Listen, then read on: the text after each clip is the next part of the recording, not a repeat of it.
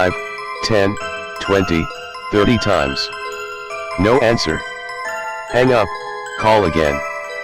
Phone goes right to the number you have dialed, does not have a voicemail box that has been set up yet. Goodbye. Manager decides to just make the pizza as ordered and proceed from there. Deliver a pizza to a hilariously obese and blackout drunk couple. Invited me in for drinks, but I don't drink or smoke when I work. Hope someone else took weird pizza.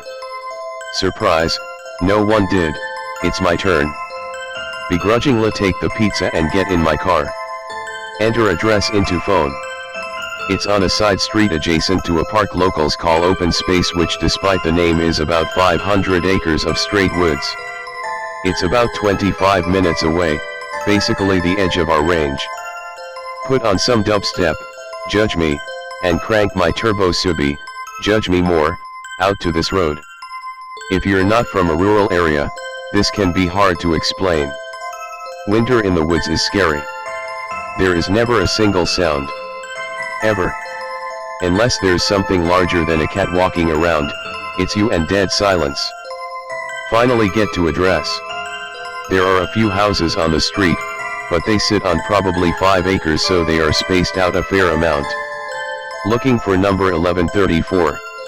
I pass a 1130, then a long stretch of nothing, then a 1144. What the fuck? I just wanna get this over with and get the next delivery without getting stabbed by some pillhead over a fucking pizza. Call the number. Rings, stops ringing. There's no sound, but instead kind of like a buzzing or a humming. It's hooked up to my car stereo and it's getting louder and louder until I just hang up because I don't want it to ruin my speakers. Windows are fogging up cause at this point I'm pulled over between those two houses. Right when I roll the windows down, I am overcome by the odor of decaying trash, like driving through Newark, New Jersey. Fucking gross, so I put the car in first and I start pulling towards the next house. At the end of the driveway there's a stanchion with a light on top. Gonna pull into this house and knock and ask if maybe they gave the wrong number over the phone. Makes sense for a pillhead. I'm probably 100 feet away when I see someone step out of the darkness into the light at the bottom of the driveway. Good. It's the fucker that ordered. Expecting this guy to be all over the fucking place, leaning over and being fucked up. Guy isn't that fucked. Stop the car about 10 feet from him. Black coat that looks 3 times too big for him, even though he's probably got 5 inches on me. Don't look at him at first. Getting pizza out of car and getting ticket and change as I talk. Hey sir, sorry about the wait and the calls, this is pretty far. No response.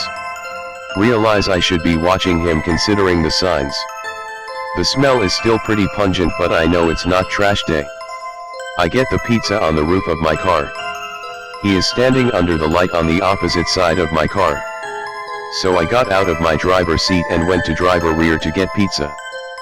Put pizza on roof of driver rear, guy is probably 10 feet away from passenger rear. I finally pay enough attention to get a good look at him. Giant tall, no shoes, ripped up jeans, stains everywhere. Big jacket as mentioned. Look at his face. Sunken eyes. Can't even see them with the light.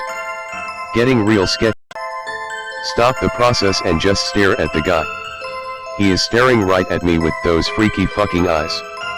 His head is sort of bobbing side to side, but not in any fluid sense at all. Kind of like a car door, like how it stops at halfway open, then you give it another shove and it stops at all the way open. I watch his head do this in no real pattern for probably 10 seconds. Starting to get really uneasy between the stench and the head thing and the eyes and the not fucking answering. I stand frozen and so does he. Without breaking eye contact, I take my phone out of my pocket and hold it level with the roof so I can look at the guy and my phone at the same time. Go to recent calls. Call the number for the guy. Call it. Phone starts ringing but I hear no phone anywhere. Then out of the quiet of the woods, I hear, faintly, so faintly, a fucking cell phone ringing back in there maybe 50 or 100 yards away. This is me kicking myself for not getting my concealed carry yet. This is me almost shitting myself. The guy's just standing there still doing the head thing, but I swear I see that fucker smile. Finally get the courage to speak. Can you please come get this? Also I think you may have dropped your phone when you were hiding a body or whatever in the woods. Nervously laugh, still thinking maybe this guy dug too deep into the prescription bottle or found some PCP or some shit. I see his mouth open, head still bobbing, feet planted to ground. He makes sort of a low guttural, quick grunt. Then a high grunt, then a low grunt. They are sort of soft, kinda like someone clearing their throat. I've shut the rear passenger door at this point and I'm ready to book it to the driver's seat if I got to. Just as I go to call that phone again I hear words. Phone's not mine. The pause between the and phone's not was way too long. Phone's not literally sounded like one word. Mine came off an octave higher.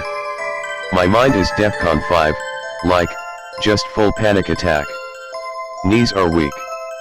I'm literally about to peace out. I push the pizza to the far side of the roof away from me. Finally muster out, "Sir, you're freaking me the fuck out. I have a 45 and less than $20 on me. Please come take this so I can leave." When I say this the head bobbing stops. His eyes are dark and burning a hole through my skull. Opens his mouth again. It was his. What? I say, stunned. The guy comes towards the car. Not a step but like one huge muscle spasm that propels him forward. "The phone was his," he repeats. I'm on the verge of tears at this point. Standing next to open driver's side, pizza is on roof over passenger rear door. Guy jerk jumps once closer to the car. "The phone is not his anymore." I blubber wordless, and then gathering man balls, I scream, "I'm gonna call the fucking cops and blow your fucking drug addict head off if you don't get the fuck out of here." I see this fucker smile, this creepy fucking smile, and without moving his mouth I hear him say in a completely different voice, a voice I've never heard before, "Go away. Stop following me. I will call the police." In one big jerky motion the thing reaches forward, takes the pizza off the top of the car and places a couple round things that I later identify as quarters on the roof, surrounded by dark liquid that spreads over the roof. I don't even think, just get in the car and peel out down the road, leave the hot sleeve for the pizza, leave the shit on the roof, don't even close the door all the way. I go down the road at about 80 for a quarter mile, then pull a U-turn cause I don't wanna get even more lost with this psycho here. I whip down the road past the place where he was. Nothing. Finally get to the end of the road, there's a stop sign to merge with the main road.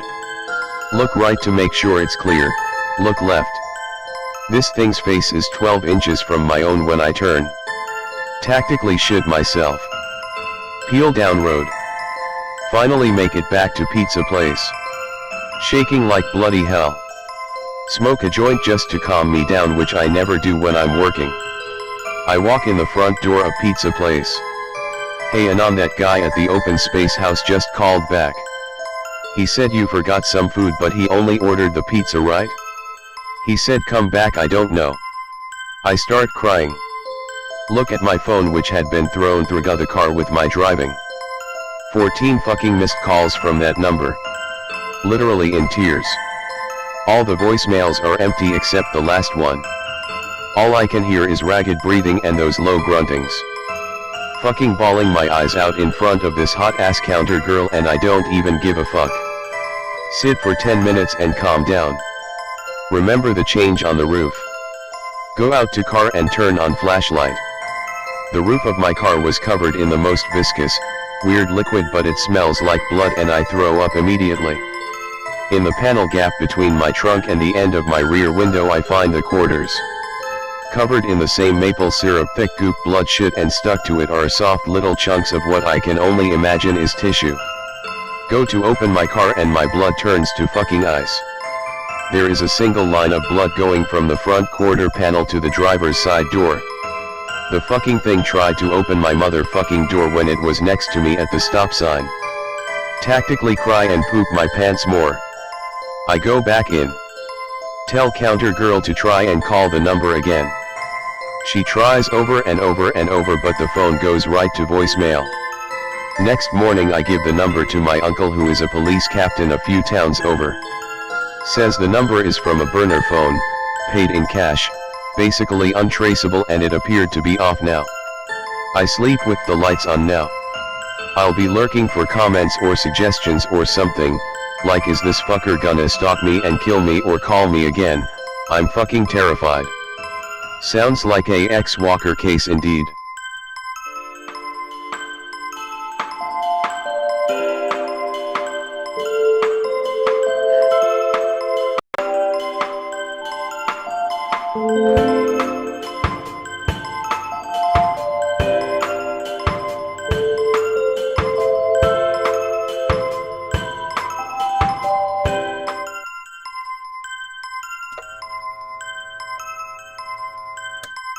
Greetings and bienvenue, Midnight Crew. Thank you for returning to this broadcast. And welcome to new viewers joining us for the first time. If you like a video, then feel free to subscribe. John Keel was born on March 25, 1930. He worked as a freelancer writer to local newspapers and media outlets. He served in the U.S. Army during the Korea War. After the war, he worked as a foreign radio correspondent before returning to writing. In 1966, Keel was commissioned to write an article on unidentified flying objects. He was determined to write the definitive article on the subject. Keel became hooked on the subject of UFO and began conducting his own field research. He traveled around the country, interviewing witnesses, and writing dozens of articles.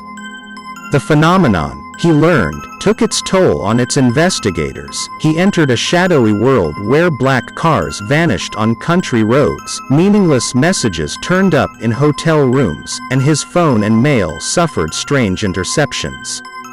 After hearing about the Scarberry and Millette Mothman sighting, he made repeated visits to Point Pleasant, West Virginia, then the site of particularly active monster and UFO sightings. Reports of paranormal activity was overtaking the small town of Point Pleasant throughout 1966-1967, resulting in Keel adopting that area as his own research microcosm.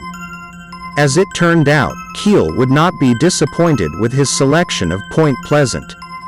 The result was one of his most popular books, The Mothman Prophecies. Upon arriving in Point Pleasant, Keel soon found strange coincidences and phenomena would follow him wherever he traveled. He would find the same thing to be happening with many of the eyewitnesses of the creature that was later dubbed the Mothman. In 1975, he published his book The Mothman Prophecies.